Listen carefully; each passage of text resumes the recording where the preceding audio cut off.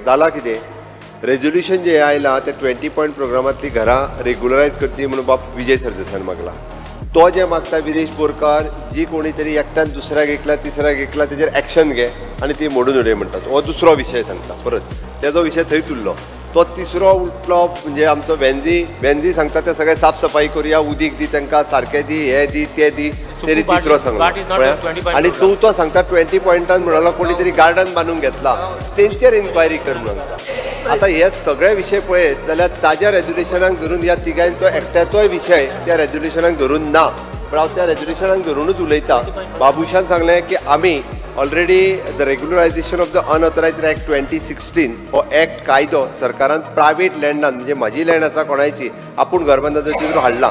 On the same line गव्हर्मेंटान land जर कोणाक अलॉट केल्या ती 20 पॉयंटांतल्यान आसूनी किंवा कशी आसूनी जाल्यार ते ऑफिशियली ते कडेन अलॉटमेंट आसा.